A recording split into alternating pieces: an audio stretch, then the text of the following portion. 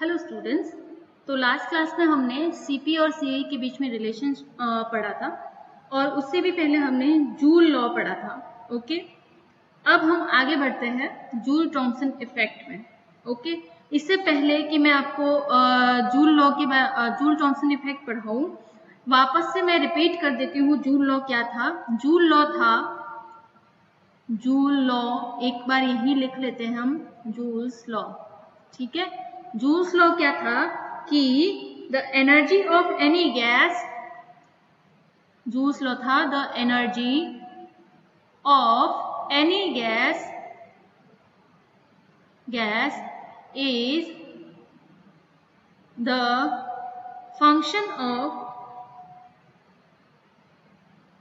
function of temperature, not function of only temperature.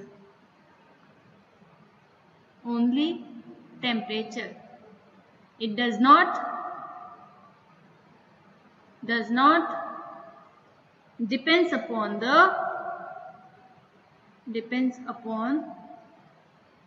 the volume. ठीक है, तो ये था जूल्स लॉ कि किसी भी गैस के लिए एनर्जी जो है वो सिर्फ टेम्परेचर का फंक्शन होती है, वो वॉल्यूम का फंक्शन नहीं होती है। अब स्टार्ट करते हैं हम Joule Thomson effect. Joule Thomson effect में आपको ये पूरा जूल थॉमसन इफेक्ट का जो एक्सपेरिमेंट है ये दिख रहा होगा आपके डायग्राम यहाँ पे। बेसिकली होता क्या है कि जूल थॉमसन इफेक्ट जो है आप एडियाबेटिक कंडीशन में करते हैं। सबसे पहले तो जूल थॉमसन इफेक्ट का जो ये एक्सपेरिमेंट है ये एडियाबेटिक कंडीशन में होता है। एडियाबेटिक कंडीशन में होने का क्या मतलब है कि यहाँ पे Q इज इक्वल टू 0 रहेगा।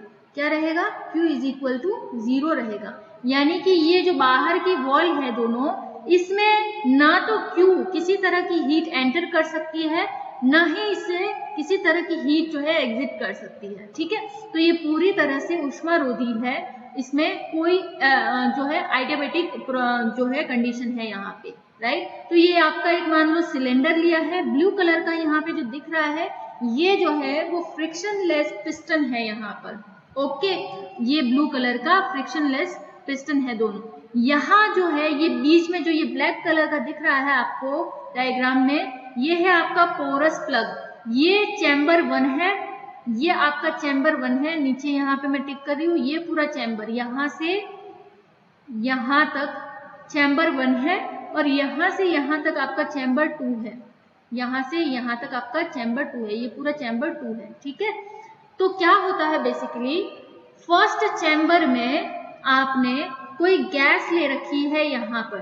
ठीक है, कोई गैस ले रखी है जिसका प्रेशर कितना है? P1 है। ओके, जिसका प्रेशर है हमारे पास P1। अब क्या होता है, ये जो गैस ले रखी है इसका प्रेशर P1 और वॉल्यूम V1 है। ये जो पिस्टन है यहाँ से इस पिस्टन को अंदर की तरफ धकेला जाता है। फ्रिक्शनलेस है ये पिस्टन बिल्कुल ही। ठीक है, जैसे ही इस पिस्टन को अंदर की तरफ धकेला जाता है तो ये प्रेशर है जो गैस का ये बढ़ने लगता है, और ये जो गैस है यहाँ से इस पोरस प्लग से, ये हमारा पोरस प्लग है।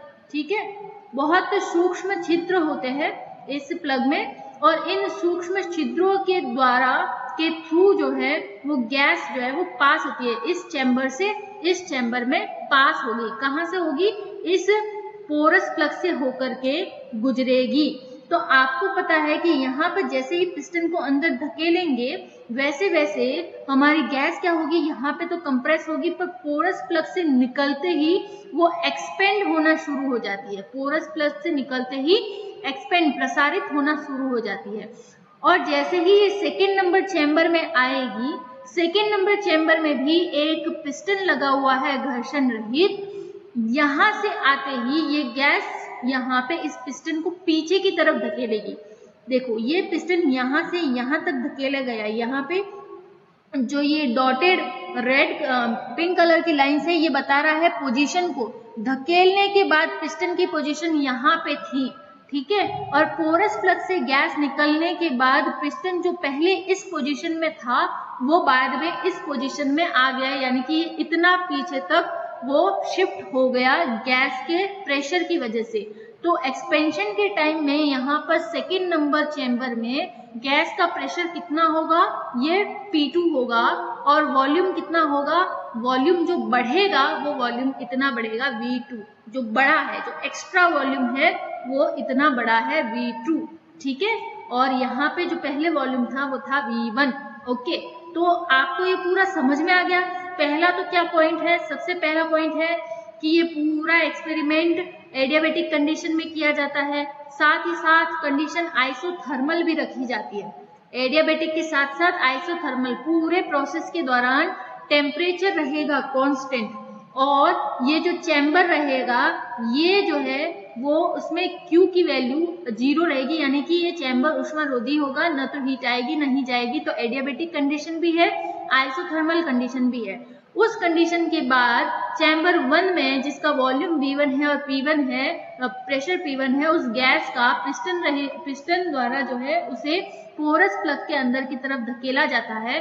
तो गैस हमारी पोरस प्लग से होते हुए चैम्बर 2 में प्रसारित होती है, एक्सपेंड होती है। उस समय उसका प्रेशर P2 होगा और वॉल्यूम V2 होगा। यहाँ तक ये शिफ्ट कर जाता है पिस्टन, राइट। और अब जो काम की बात है वो ये है कि इस पूरे एक्सपेंशन के दौरान या फिर इस पूरे एक्सपेंशन की वजह से होता क्या है, बेसिकली होता ये है कि जब ये पोरस प्लग से जाएगी तो गैस पर हमने कोई बाहरी कार्य तो करवाया नहीं है, ठीक है। हमने क्या कहा यहाँ पर कि हम कह रहे हैं कि टेम्परेचर भी तो आइसोथर्मल रखा हमने, कंडीशन सारी क्या रखी, टेम्परेचर भी कांस्टेंट रख दिया और हमने एडियाबेटिक सिस्टम लिया। तो मतलब एनर्जी तो आपको कहीं से भी नहीं मिल रही है कार्य करवाने के लिए। और कार्य करवाने के लिए जरूरी क्या है, अब तक जितनी भी हमने थर्मो के टॉपिक पढ़े हैं, कार्य करने के लिए एनर्जी बहुत जरूरी है। हीट आपको चाहिए किसी भी फॉर्म में चाहे मिले आपको हीट, पर आपको हीट चाहिए वर्क करवाने के लिए, ठीक है। तो वो चाहिए आपको, यहाँ पे तो कुछ भी नहीं मिल रहा आपको, तो फिर काम हुआ कैसे, एक्सपेंशन हुआ कैसे। तो एक्सपेंशन बेसिकली क्या हुआ कि ये जो गैस के अणु थे जो इस पोरस प्लग से होकर निकले और यहाँ आकर फैल गए, तो इनिशियली तो ये गैस के अणु बिल्कुल पास पास थे क्योंकि यहाँ पे इस पर प्रेशर डाला जा रहा था, तो कंप्रेस हुई थी, पर पोरस प्लग से निकलते एक्सपेंड हुई। इसके लिए एनर्जी लगी, किसकी लगी, बाहर से आई भी नहीं गई भी नहीं, तो अणुओं की खुद की एनर्जी लगी। इन अणुओं की जो अपनी एनर्जी थी वो एनर्जी इन अणुओं ने, गैस के अणुओं ने यूज करी, ठीक है, अपनी काइनेटिक एनर्जी यूज करी। अब जब बात होती है कि खुद की ही एनर्जी यूज करके एक्सपेंड हो रही है, तो सिंपल सा मतलब है कि टेम्परेचर डिक्रीज होगा, फिर एनर्जी लूज हुई है, काम करने में व्यय हो गई है, कार्य करने में व्यय हुई है, तो फिर टेम्परेचर यहाँ पे क्या हो जाएगा, गैस का डिक्रीज हो जाएगा। समझ में आ गई। अब टेम्परेचर डिक्रीज हो जाएगा तो उसका सिंपल मतलब है कि एक्सपेंशन में यहाँ पे हो जाएगी आपकी कूलिंग। एक्सपेंशन में क्या हो जाएगी, कूलिंग। और ज्यादा कूलिंग करवाए तो ये किस में कन्वर्ट हो सकती है, ये लिक्विफिकेशन भी या लिक्विफिकेशन भी हो सकता है, ठीक है। तो जूल थॉमसन एक्सपेरिमेंट का यूज जो है वो लिक्विफिकेशन, गैस के लिक्विफिकेशन में भी यूज किया जाता है। इस पूरे फिनोमिना का यूज लिक्विफिकेशन, गैस के लिक्विफिकेशन में भी यूज होता है। तो पॉइंट क्या है यहाँ पर, पॉइंट यहाँ पर यह है कि पोरस प्लग से निकलने पर गैस अपनी खुद की काइनेटिक एनर्जी यूज करके एक्सपेंड हो जाती है, इसलिए गैस की यहाँ पर कूलिंग होती है। गैस की यहाँ पर क्या होती है, कूलिंग होती है। तो ये पूरा जो प्रोसेस मैंने अभी आपको एक्सप्लेन किया, ये क्या है, जूल थॉमसन एक्सपेरिमेंट है। क्या है, जूल थॉमसन एक्सपेरिमेंट है। और इसमें होने वाली कूलिंग जो है वो क्या कहलाती है, जूल थॉमसन इफेक्ट कहलाती है। जो कूलिंग हो गई उसे हम कहते हैं जूल थॉमसन इफेक्ट। ओके, तो जो रियल गैसेस होती है नॉर्मली, उनका जूल थॉमसन इफेक्ट जो है, Joule Thomson effect Joule Thomson effect को जूल थॉमसन कोफिशिएंट से भी रिप्रेजेंट कर सकते हैं, ठीक है। तो यहाँ पे जूल थॉमसन कोफिशिएंट आगे मैं खैर डिस्कस करूंगी इसको। तो रियल गैस के लिए अगर मैं सिंपली कहूँ, फॉर रियल गैस ये होता है positive. For real gas Joule Thomson effect जो होता है वो होता है पॉजिटिव, ठीक है। और फॉर आइडियल गैस ये होता है 0। Joule Thomson effect real gas के लिए तो पॉजिटिव हो सकता है या फिर कभी कभी नेगेटिव भी होता है, ठीक है। और Joule Thomson effect ideal gas के लिए क्या होता है, 0 होता है। रीजन क्या है, रीजन सिंपल है। आइडियल गैस के केस में हम क्या मानते हैं, आइडियल गैस के केस में मानते हैं कि इसके जो अणु होते हैं वो क्या होते हैं, पॉइंट चार्ज होते हैं। इसके जो अणु होते हैं वो कैसे होते हैं, पॉइंट चार्ज होते हैं। फर्स्ट ईयर में पढ़े हैं हम पॉइंट चार्ज, या फिर इसे कहे कि पॉइंट मास के होते हैं। गैसेस स्टेट पढ़ी थी उसमें पढ़ा था पॉइंट मास के होते हैं। और साथ ही हमने कहा था कि आइडियल गैस के दो अणुओं के बीच में किसी तरह का अट्रैक्शन फोर्स नहीं काम करता, किसी तरह का अट्रैक्शन फोर्स काम ही नहीं करता है, ठीक है। तो कोई जब बल ही नहीं है, अब वो पास आए या फिर फैल जाए तो उसमें कोई किसी फोर्स के अगेंस्ट उसे काम ही नहीं करना। जैसे कि रियल गैस में तो अट्रैक्शन फोर्सेस होते हैं, जब वो एक्सपेंड करेगी तो अपने ही अट्रैक्शन फोर्सेस के अगेंस्ट उसे काम करना पड़ रहा है, इसलिए एनर्जी लूज हो रही है। पर आइडियल गैस के केस में तो ऐसा होता ही नहीं, कोई अट्रैक्शन फोर्स ही नहीं है, तो किसके अगेंस्ट काम करके एनर्जी लूज होगी, ठीक है। तो यहाँ पर इसलिए जो आइडियल गैस होती है उसके लिए जूल थॉमसन एक्सपेरिमेंट या फिर जूल थॉमसन इफेक्ट जो होता है वो 0 होता है। क्लियर हो गया यहाँ तक, ठीक है। अब थोड़ा सा मैथमेटिकल, यहाँ पे हमें दो चीजें तो पता चल गई। एक तो क्या, एक तो हमने कहा एडियाबैटिक है यानी Q 0 है। दूसरा हमने कहा आइसोथर्मल है यानी कि ये T कांस्टेंट है। आइसोथर्मल है यानी कि T कांस्टेंट है, ठीक है, T कांस्टेंट है यहाँ पे। अब दूसरे टर्म्स भी यहाँ पे इंपॉर्टेंट हो जाती है, जैसे कि इनिशियली जो वर्क हुआ होगा इनिशियल स्टेज पे, ये है P1 V1, चैम्बर नंबर 1 में वर्क जो हुआ होगा, ठीक है, वो क्या होगा P1 V1। और चैम्बर नंबर 2 में जो वर्क हुआ होगा वो क्या हुआ होगा P2 V2, वो क्या हुआ होगा P2 V2, ठीक है। तो यहाँ पर कहे हम कि पिस्टन को धकेलने में हुआ वर्क किसके बराबर होगा, P1 V1, ठीक है। और गैस के एक्सपेंशन में हुआ वर्क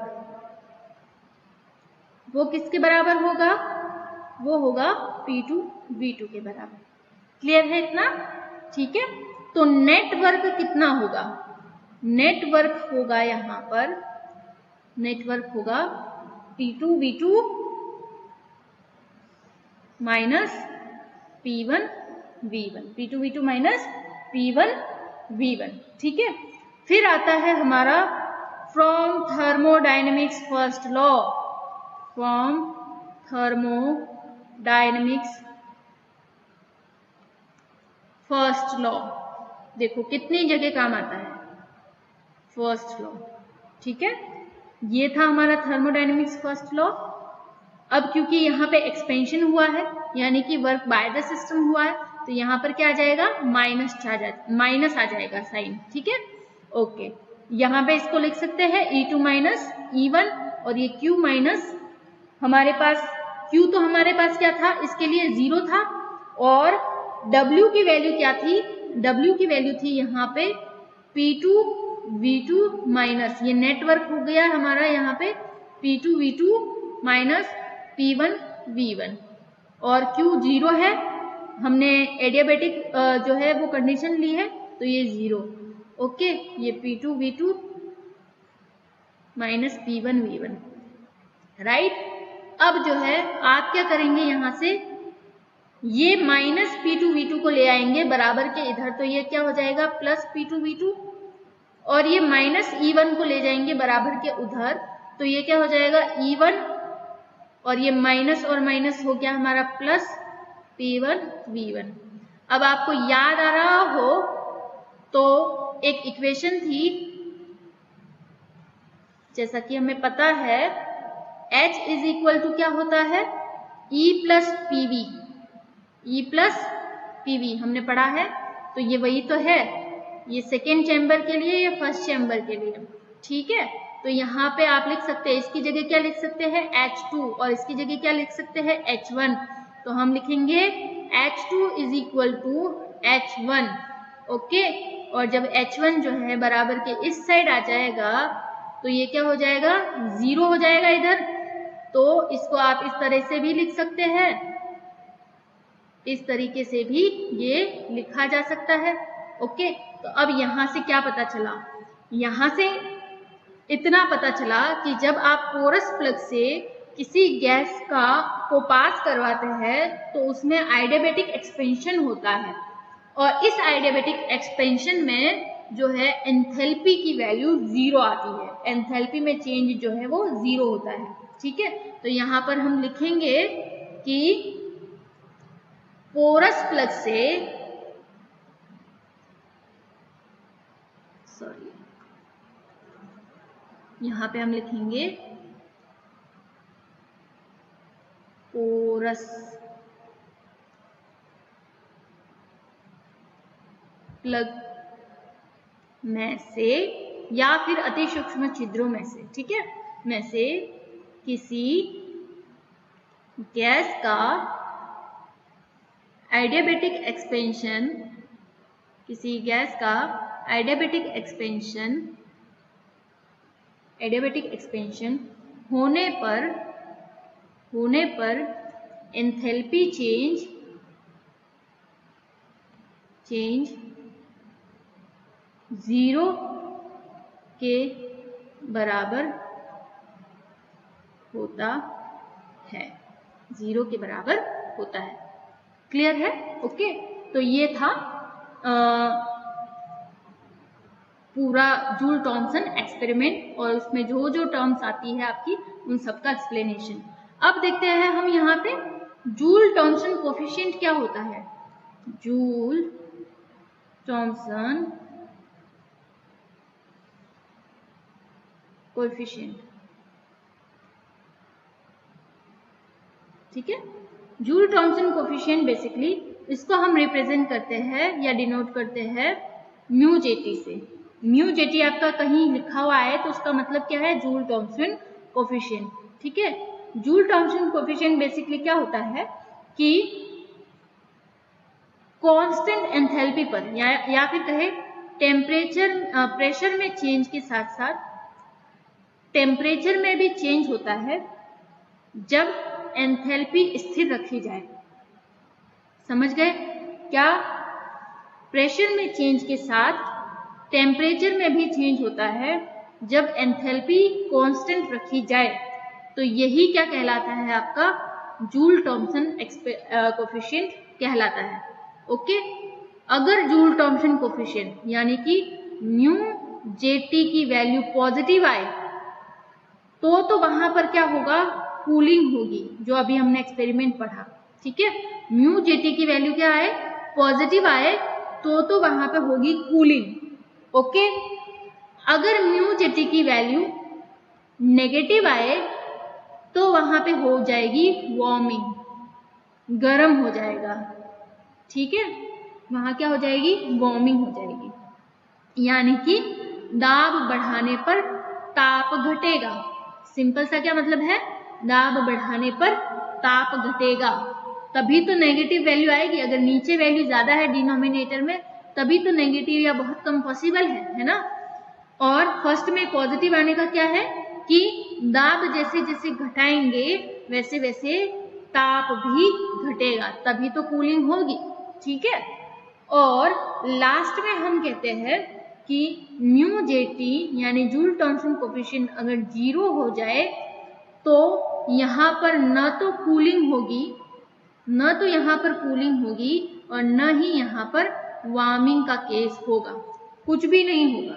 ठीक है, कोई कूलिंग नहीं होगी, कोई वार्मिंग नहीं होगी। और ऐसा टेम्परेचर जो है वो क्या कहलाएगा, वो इन्वर्जन टेम्परेचर कहलाएगा। वो क्या कहलाएगा, इन्वर्जन टेम्परेचर कहलाएगा। और इस पूरे फिनोमेना एक्सपेरिमेंट को हम किस लिए यूज करते हैं, हम गैसेस के लिक्विफिकेशन में इसका यूज कर सकते हैं। ओके, अब नेक्स्ट क्लास में हम इन्वर्जन टेम्परेचर के बारे में पढ़ेंगे। ओके, और जो है आइसोथर्मल एक्सपेंशन वगैरह के बारे में भी देखेंगे। और आइसोथर्मल एक्सपेंशन में W, Q, DE और डेल H की वैल्यू किस तरह से कैलकुलेट करते हैं एडियाबेटिक और आइसोथर्मल प्रोसेस में, वो हम नेक्स्ट क्लास में डिस्कस करेंगे। ओके, आज की क्लास में इतना ही। जूल थॉमसन एक्सपेरिमेंट को बहुत अच्छे से पढ़ना, बहुत इंटरेस्टिंग है और बहुत ईजी भी है और साथ ही साथ इम्पोर्टेंट भी है। ठीक है, तो अच्छे से इसे पढ़ना। चलो।